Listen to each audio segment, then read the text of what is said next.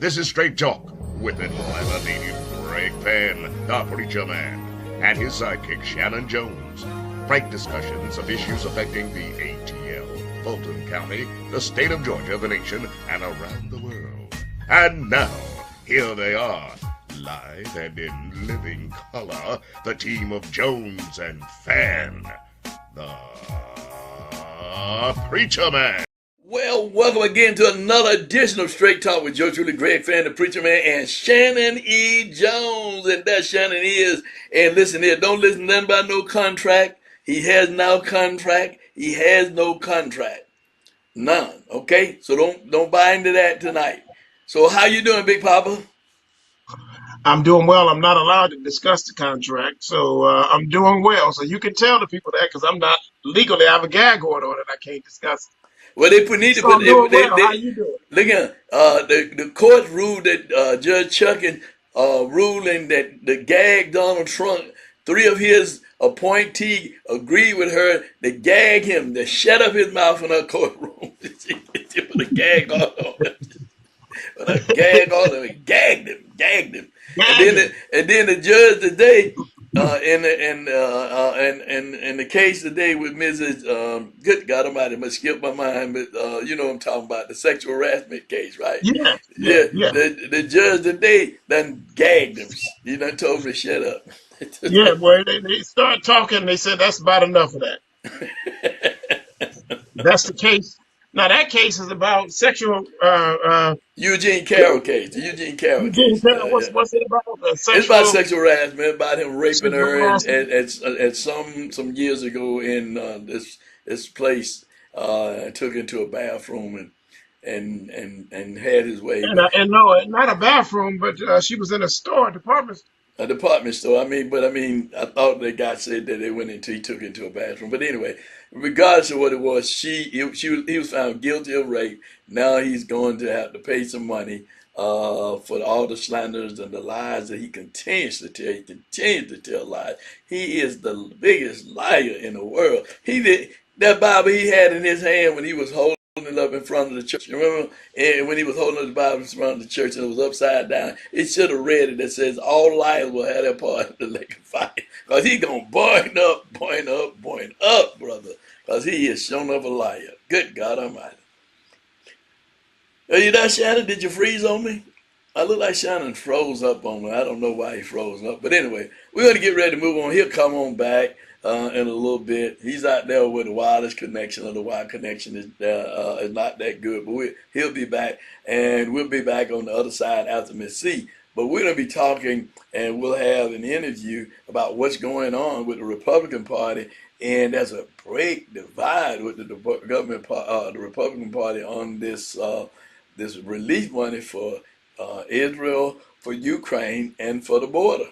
You know, the Republicans wants to do something about the border, but Donald Trump said, don't do nothing. I don't want y'all to do nothing until I'm elected as president, because we want to use this as a campaign thing against Biden, that Biden was unable to get this done. And they're talking about it. And you'll hear that from the CNN reporter, and also we'll hear from Glenn Kirshner tonight, and he's going to be talking about the Colorado deal and Supreme Court and what they're going to be doing and the decision they need to make and probably will make, and then Nikki Haley needs to stay in the race. But we'll be back, and that's Shanan. He is back. Shanan, do you have anything you want to say before we go to the other side? No, it's storming tonight, so I'm freezing. I apologize.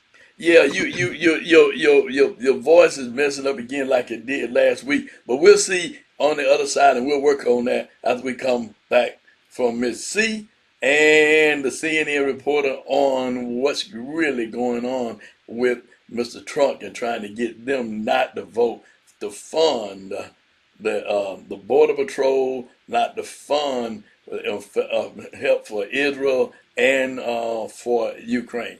We'll see you on the other side. But don't forget to like us, subscribe to our channel, make comments, and share. Hi, Miss C here with your 3-minute news blast or more. Hey, Bishop Greg. Hey, Pastor Shanan. Hope you all are doing well. It's good to see you again. Listen, I've got some interesting news I want to tell you about, okay? First of all, let me tell you about the 59th anniversary of Bloody Sunday will be observed on Sunday, March 3rd. Join the pilgrimage commemorating the Selma to Montgomery March and the Voting Rights Act of 1965. To get more information, contact Shaneri Ferris at 678-334-0058 or Sandra Williams at 678-209-6019. Okay. Liberty International Church, Door of Hope Ministries, where our own Bishop Greg Fann, the preacher man, is pastor. He's the bishop and overseer. They're located at 1362 Metropolitan Parkway in Southwest Atlanta. They're inviting you to Family and Friends Day on February 18th, beginning at 10 a.m. They're going to have dynamic preaching and teaching and singing and a Holy Ghost-filled service. There's going to be food, fun, and fellowship following the service. The pastor is the pastor is Letiska Roddy, and bishop and overseer, of course, is Greg Fann, the preacher man. That's Family and Friends Day at Liberty International Door of Hope Ministries on February 18th. Now, there is a group I want to tell you about. It's called Frontline Response. They will pick up the homeless persons and take them to a shelter, a place of warmth. You can call them at 404-817-3502. Their center is located at 2585 Gresham Road in Southeast Atlanta. You can check out their website and see the wonderful things that they're doing. That's www.frontlineresponse.org. You can donate or you can get involved. They're also helping women out of homelessness and sex trafficking while preventing children and vulnerable individuals from falling victim. Again, the number to contact Frontline Response is 404-817-8502. You can log on to frontlineresponse.org and just check out the organization. They're doing some great things. Okay, now listen, there are 4 things I'd like for you to do for me. I'd like for you to, on the front of the screen, you'll see a place where you can like us. I'd like for you to subscribe to us. And then another 2 things I'd like for you to do is to leave a comment. Let us know how we're doing, okay? And listen, always share Straight Talk News. Don't keep it to yourself. Some things you want to keep to yourself. But if you would just let others know about Straight Talk News, you'll be glad you did. And if you'd like for us to let others know about things that you're doing in the community, you're having a reunion, you're having a church program, send it to us at straighttalknews1362@gmail.com. That's straighttalknews1362@gmail.com. And you'll be glad you did. And listen, in the meantime and in between time, may the Lord God bless you real good. Bye now. Our Capitol Hill team, Senate Republicans, at least some of them, are furious that Donald Trump may have killed a potential bipartisan immigration deal. It's part of their new reality, as Trump is all but certain to be the presidential nominee. They believe they can't do anything that undermines him, even if it means depriving them of a key legislative achievement on a critical issue that they've been negotiating for months. CNN's Manu Raju is part of that team responsible for the great reporting. He joins me live from Capitol Hill. Manu, what's the latest? Yeah, there are real concerns here in the Capitol that no immigration deal will get accomplished this year, even as Republicans have been clamoring for action to clamp down on the surge of migrants at the southern border. And with it, if there is no immigration deal, no aid to Ukraine, no aid to Israel, no aid to Taiwan, because Republicans have said that the emergency aid package must wait until they deal with the border first. But Donald Trump has weighed in, privately and publicly, made clear that Republicans Republicans should kill this issue, should kill this deal if it does not go as far as he likes. And in fact, he says it needs to be a perfect deal. It needs to be, quote, everything that they want. But Democrats control the Senate, Democrats control the White House, and a bipartisan deal will almost certainly not pass muster with the former president, and a bipartisan deal could give Joe Biden a campaign issue heading into November, something Trump does not want at this moment in the campaign season. And in talking to Republican senators today, it is very clear they are furious at the prospects that this could collapse and are saying this is all about campaign politics. I think James Lankford's been working very hard to secure the southern border, to give the next president, whomever it is, more authority so that we can secure the southern border. So anything that interrupts that negotiation, I think would be tragic. I hope no one is trying to take this away for campaign purposes. Do you think this is what he wants, the issue, Donald Trump? This is why he's doing it? I think the border is a very important issue for Donald Trump. And the fact that he would communicate to Republican senators and congresspeople that he doesn't want us to solve the border problem because he wants to blame Biden for it is really appalling. Now, I just spoke to Senators James Lankford and Senator Chris Murphy, two members who have been trying to negotiate that bipartisan immigration deal. They say they're still going to try to cut a deal. They said that Murphy told me next 24 to 48 hours will be critical to see if there's any viable path forward. But, Dana, as you know, even if they cut a deal, they got to put it together, put it on the floor, get the votes. That means Republican votes that would require 60 in the United States Senate. Then the Republican-led House, which is very much aligned with Donald Trump's position on the issue, which is why so many people are bracing for the reality that Donald Trump may have killed this bipartisan emerging proposal to deal with these key issues, and they may have to deal with it next year because of campaign politics. Well, thanks, Miss C, for your news and information. Thank you, Miss C. You always do a wonderful job. And how you doing? And she always asks me and Shanan, how we doing? How you doing? I know we know you've been having some not financial challenges, but physical challenges. We know, and we're keeping you in our prayer. Shanan, I was want to just remind the people the trip to Selma on the March the 3rd. Hey, listen, come on and get on the bus. Get your young people on the bus. Let's go down to where it all began to give us the right to get the Voters' Right Act, not the right to vote as we should have in naturalized citizens, but they had to vote to give us an act. We're naturalized for the Constitution. We're supposed to have a right, but because they put it in and made it the Voters' Right Act, then we operate on the act. And Shannon talked a little bit about that. And Shannon, I want you to talk a little bit about explain that, and then we'll talk about what Trump is trying to get Republicans to do, as we saw from the CNN reporter. Well, every 10 years, Congress has to vote to uphold the Voting Rights Act. It is not set in stone. It is not an amendment like the First Amendment or the Second Amendment or the 13th, the 14th, the 15th Amendments that freed us, that made us citizens and that gave us a vote.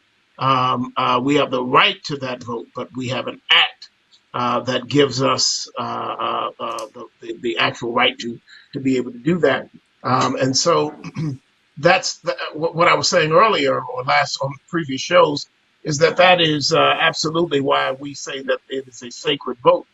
And we also say that our ballot is a bloodstained ballot because many died trying to get us to that act.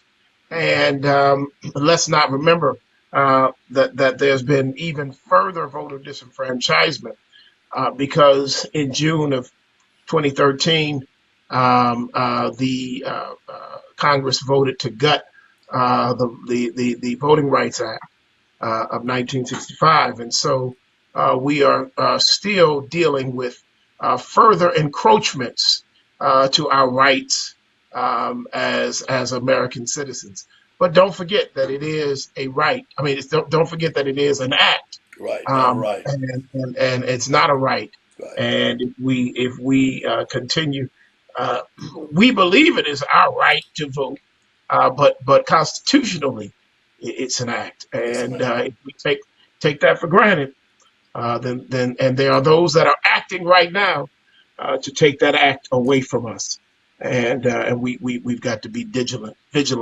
excuse me, and determined in our march to the ballot box. And that's why we need to go to Selma. You need to go to Selma, get on the bus, March the 3rd, call Shanan Farris, you saw the number, or call Sandra Williams, and hey, listen, let's call them and let's see about getting on the bus to go down to see why did Hosea Williams have to be, why did John Lewis have to be beaten, why many were beaten going across that bridge to get us the act, not the right, but the act that was signed to vote. And don't forget, Shanan didn't go in real deep detail about when they stripped that act and they took out the pre-clearance part, which was the pre-clearance part that they had to go to the Justice Department before they could change any voter right laws. Well, once they stripped that, then now what you're seeing now, you can't have water, you can't do this, you can't do that. All these southern states came up with all these rules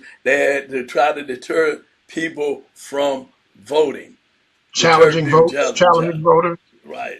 Challenging voter signatures, all the stuff that you see that's going on now as the changes in law is because of states don't have to go to the Justice Department to get pre-clearance anymore before they can change the voting rights act in terms of us having the right under the act to vote. Okay, so I want to just share that with you so you'll understand. That's why it's important that you go to the polls to vote every election. Because then they would say they don't vote anyway. There'll be their justification, they don't vote anyway. So why give them that privilege to do it when they don't use it? Right? If you got a driver's license and you don't use them, well, why give you a driver's license or have a privilege to drive? People say, I got a right to drive. No, you have a privilege. You violate that privilege, they're going to take your license away from you. And they can do the same thing with your vote. As you were seeing earlier with the CNN reporter talking about what Mr. Trump is doing with the Republican Party, you ought to understand why we need to vote. Because he is saying and getting Republicans on things that should benefit American citizens, American people. Some may not see that as a benefit, but when we have allies that's working with us and we don't want to support them, and then he who was so strong on building a wall that was never a wall built, now to stop immigrants from coming into the country, now he wants to stalemate everything so Biden don't get credit. Because he is working on doing something to stop the borders, doing something to help our allies to continue to work with us as we need those regions to bring import and export through those regions. Listen, guys, this is a big deal. And he said it, his own Republican senator said that he is doing it because he don't want Biden to use it as a campaign point, that's something that he was able to accomplish. Man, he's not thinking about the American people. He's only thinking about Donald Trump. Donald Trump. So, Shanan, I really want you to have a little bit. I mean, I can say a little bit. I always say that Mr. Lackey get on me about that. So I'm gonna say, I want you to say something about that because you're a young man. A very intelligent young man. You're a very intelligent young man, and I want you to just elaborate on that, and from your perspective as what you see from what this reporter was saying. Well, what I see takes me back. There's an African adage called Sankofa, which means to look back. And I'm just thinking about the last few moments of the Jimmy Carter administration when the Iranian hostages were negotiating to get them free, and the Reagan administration, or the incoming Reagan administration, because they were in an elected, he was president-elect at that point. He had not been sworn in yet. They had cut a secret deal for the hostages in Iran to be held until Ronald Reagan had given his oath of office. And it kind of reminds me of the same thing. So it was that January of '81 when Reagan stands to say that he would uphold the Constitution against all enemies, both foreign and domestic. They released the hostages at that point, as not to give Jimmy Carter, who had worked on it and had put in all of that work to get the hostages free from Iran. They didn't want to give it to him, so they gave it to Ronald Reagan, and Reagan had cut some kind of deal to be able to get that done. But it was really done in a real sense to embarrass the Carter administration. They were going to release them anyway. It reminds me of that. It is extremely self-serving. Think of those hostages back then. And I mean, if the soldiers, U.S. soldiers say that we will leave no man or woman behind in combat. They won't leave you behind. And so if you're not going to leave a soldier behind, why would you leave back then? Why would you leave a hostage in a hostage situation 1 moment longer than they had to?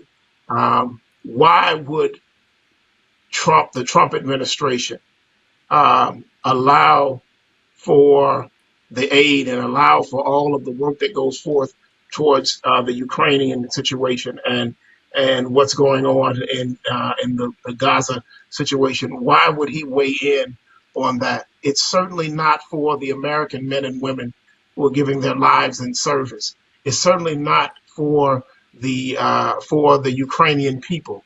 It's certainly not for both the country of Israel that feels that they have to protect Israel. Obviously, they do, and it's certainly not for the Palestinians that are being killed every day, upwards to 27,000 of them, mostly women and children. Innocent women and children are dead in the midst of this. But it's not a human issue. It's a personal aggrandizement issue, and that's extremely dangerous.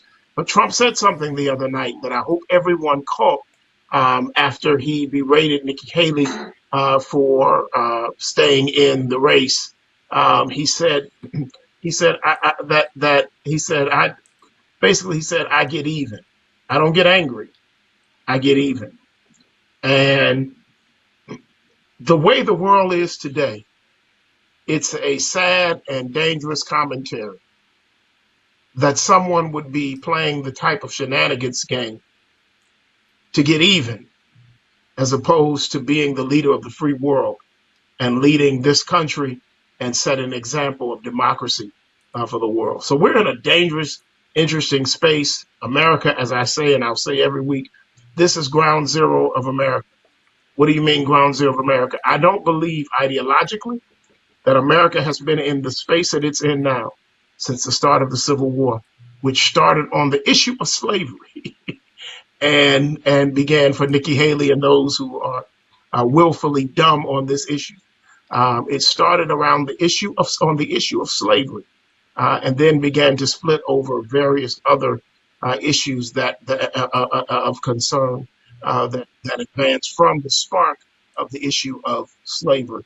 I see this kind of divide in this nation right now, Bishop, and I think that we are certainly in a ideological civil war. But would it be interesting if this MAGA thing continues to fester and grow as it is? Perhaps the nation could actually be in a geographical civil war as well. I do agree with that 100%. But a couple of things you said that I think that our viewers should horn in on. You said Reagan said he took an oath to protect this country against enemy both foreign and domestic. That same oath was taken by Donald Trump. Donald Trump said that and this is what he said Nikki Haley, he called Nikki Haley and told Nikki Haley that he would let them have 10,000 National Guards to squelch the insurrection. He called Nikki Haley and told Nikki Haley that in a speech but Nikki Haley was not the Speaker of the House. It was She's at Nancy the Pelosi. UN. She was at the UN, That's right. so I mean, but he never said that before. And all the time when people were saying that he was in the room, Meadows and all of them were saying that he was in the room, they were trying to get, even his own daughter was trying to get him to do something, but he just sit there and watched it. But now he's lying to say that he was offering troops, and he got people believing that. He got people believing that he did do that.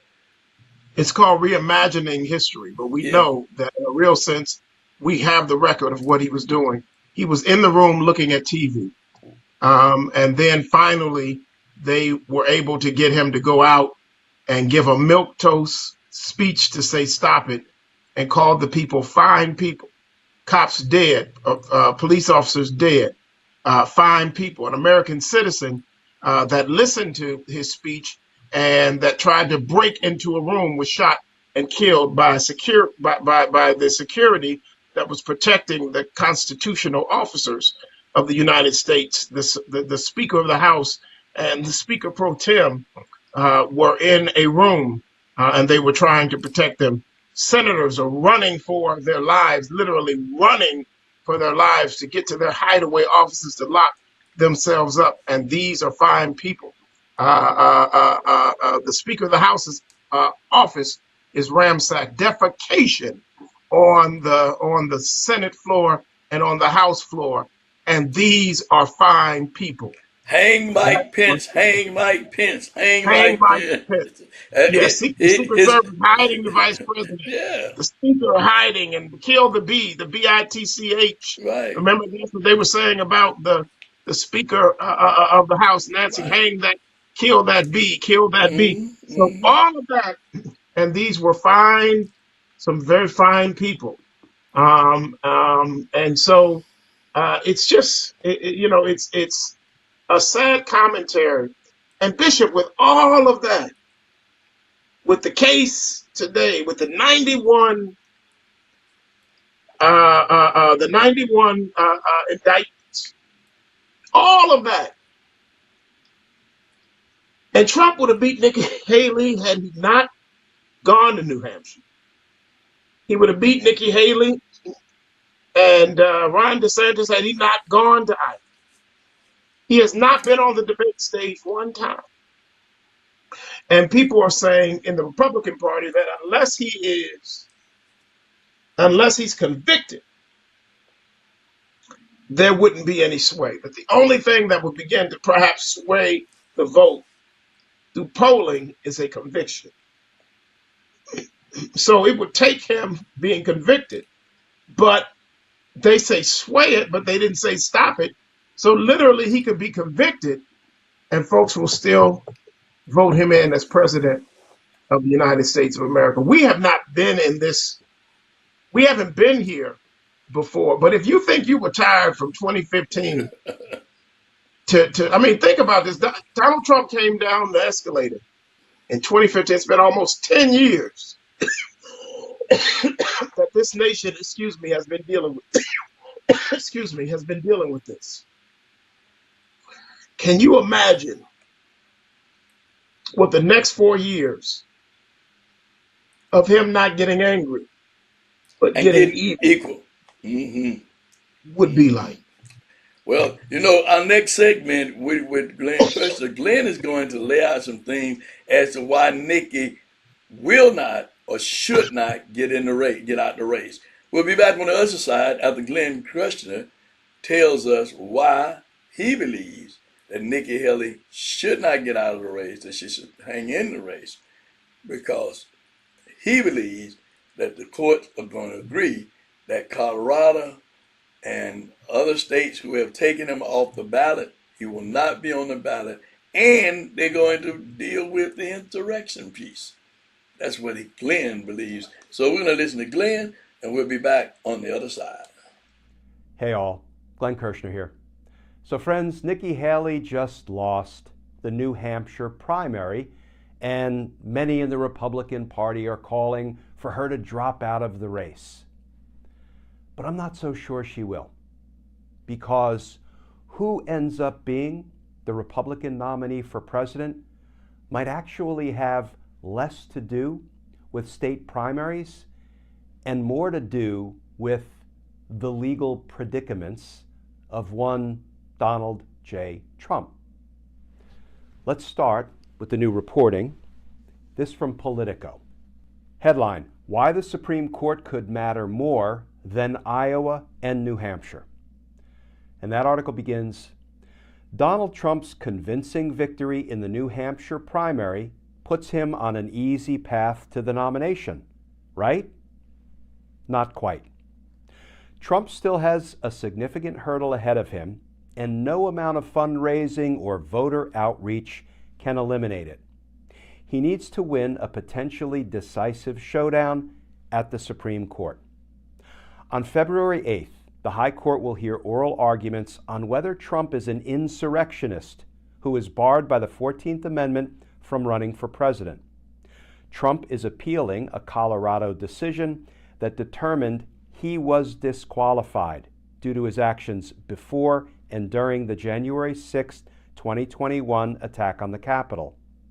If the court answers yes, and assuming that answer applies to the primaries as well as the general election, Trump can't become the Republican nominee, no matter what the primary results dictate.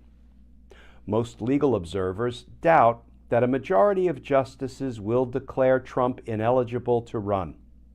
A far more likely result, experts say, is that the court will find an off-ramp that will allow Trump to remain on the ballot based on a narrow or technical reading of the 14th Amendment's insurrection clause. But friends, let me hasten to add, I don't happen to be one of those legal observers who believes that the Supreme Court will necessarily give Donald Trump an off-ramp, right? Declare that even though he incited, engaged in, and gave aid and comfort to an insurrection and insurrectionists, he can serve as president again anyway. There are a lot of moving pieces in that Colorado case that will be argued on February 8th at the Supreme Court. The article continues, but the fact that Trump's eligibility remains in some legal doubt, even as he seems poised to sew up the nomination at this early stage, is another reminder of how Trump's unprecedented legal woes are interlaced with his political fortunes. Of all of Trump's legal troubles, only the 14th Amendment challenge at the Supreme Court poses a direct threat to his bid to become president again. Although he is also facing 4 criminal trials, the timing or circumstances of each of them seem increasingly unlikely to derail his campaign. 2 of those cases consist of federal charges brought by special counsel Jack Smith, one over Trump's efforts to subvert the results of the 2020 election, and the other regarding his mishandling of classified documents. Both of those cases are scheduled to go to trial this spring, but the dates are almost certain to get postponed, possibly until after the November election. Even if they do take place this spring or summer and Trump is convicted, he can still run for president as a convicted felon or even from behind bars. And if he becomes president, he can seek to pardon himself in either federal matter. That leaves his 2 other criminal cases, both on the state level, one in New York and one in Georgia. The New York trial over Trump's alleged falsification of business records connected to hush money payments made to silence affair allegations from porn star Stormy Daniels during the 2016 presidential campaign is set to begin in late March. Trump's 4th criminal case is in Georgia, where he has been indicted on racketeering charges for his attempt to overturn the 2020 election by subverting Joe Biden's victory in the state. The Georgia trial is yet to be scheduled, meaning it may not take place before the November election or possibly the inauguration. So friends, can we focus for just a minute on Nikki Haley and what she might do now that she lost in Iowa, she lost in New Hampshire? Now, you've heard me say before, I am not a political analyst. I'm not a political expert. I don't even try to play one on TV. But I like to think I'm an informed voter. And as of right now, the race for the Republican nomination for president is a two-person race. But guess what? Donald Trump could get kicked off the ballot by the Supreme Court, right? 2 states have already disqualified him, and it will be up to the Supreme Court to see whether they want to try to set up circumstances where they can help Donald Trump regain the reins of presidential power. Donald Trump, who has announced he'll be a dictator on day one, and a dictator has no use for a Supreme Court. So don't think the Supreme Court will not be inclined to act from a place of self-preservation. I am not one of those legal observers who believes the Supreme Court will absolutely rule that he should remain on the ballot even though he engaged in insurrection. That would be the Supreme Court cutting off its nose to spite its face. They may go that way. We'll see. But, you know, there is a reason I believe Nikki Haley will stay in this two-person race, because either the Supreme Court kicks Donald Trump off the ballot, or Donald Trump may very well go to trial, be convicted, and be imprisoned. And do you really think the Republican Party wants somebody at the top of their presidential ticket who is a federal inmate? You've probably seen some of the reporting and some of the polls of Donald Trump supporters who say, well, you know what? If he's a convicted felon, I'm not going to vote for him. I think for all of these reasons, Nikki Haley will not drop out of the race. She will wait in the wings. She will bide her time. You know, she may win a primary here or there, or she may not, but I really don't think it is the state primaries that will necessarily decide who the Republican candidate for president is come November 2024.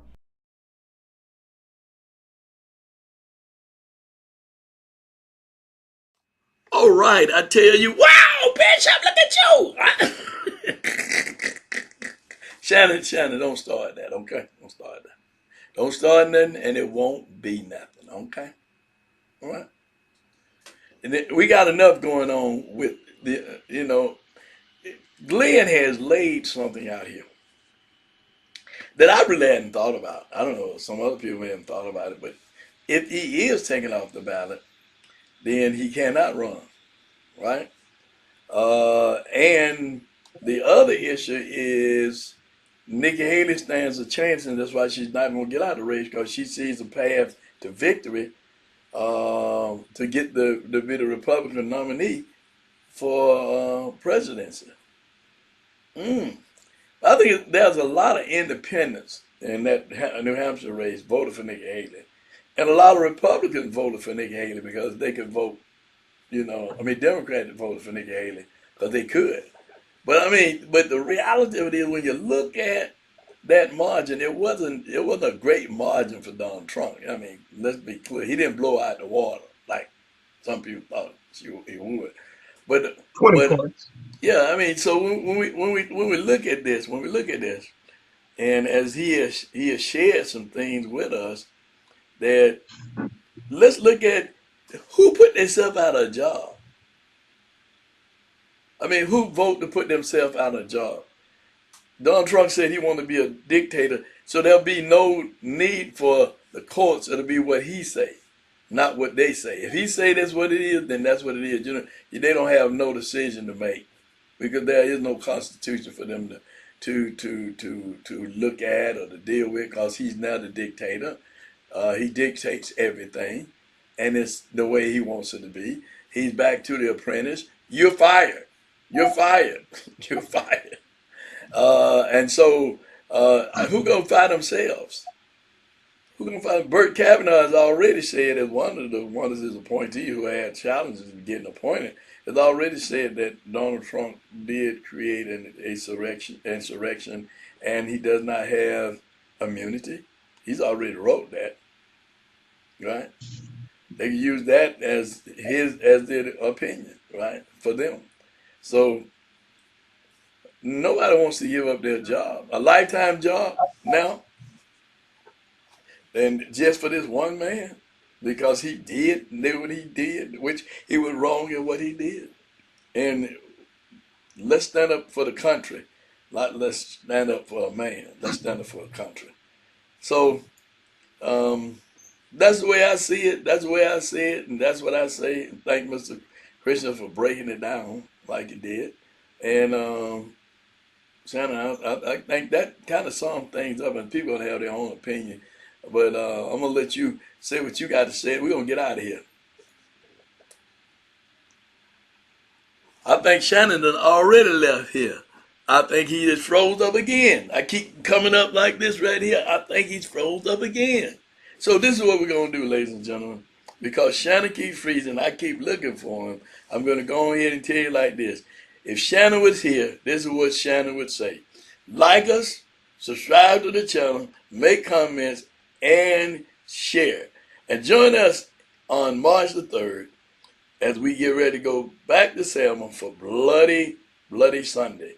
And you can call those numbers, the individuals, you can call them, and of course they will let you know all about it, how you can get on the bus and join us in Selma, Alabama for Bloody Sunday. Shanan, you back now? Nope, he's still not back. So we're going to say... Go on. I'm back. Okay, you No, I back. said I wanted to respond to where you were before we froze. Okay, I was trying okay. to.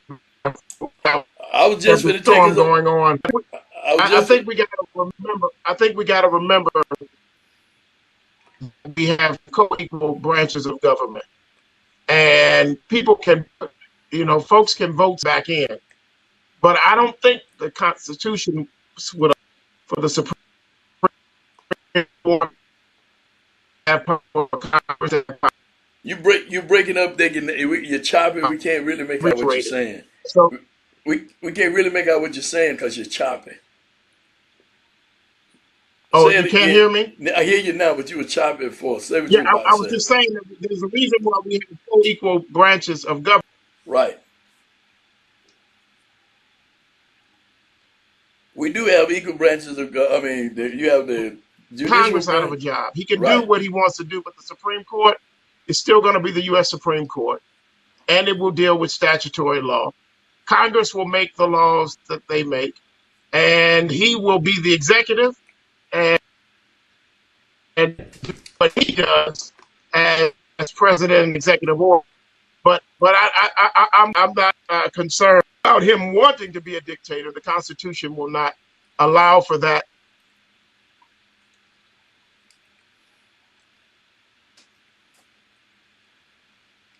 Shanan is freezing up, ladies and gentlemen. But basically what he said, the Constitution will not allow for it. But if the Supreme Court, if the justices rule that he does not have immunity, if the justices rule he was a part of or created the insurrection, then he cannot and will not be on the ballot to run for president of the United States. And these cases can go on, and he can be prosecuted. And some people say, well, it's been taking a long time to get here, but justice is not swift. Justice is slow. But in this case, ladies and gentlemen, we want to get out of here now because my cohort keeps freezing. And down there where he is, it's a storm going on. And you ain't been tuned to nothing but straight talk. Like us, subscribe to our channel, make comments, and share. Until next week, same time, same place. Here with yours to the great Fann, the Preacher Man, and Shanan E. Jones. Take us out of here, Hal. Want to be a guest on Straight Talk? Email Craig Fann at FANN922 at Comcast.net or call 404-308-0795. Join us again for another episode of Straight Talk with Shanan Jones and Greg Fann.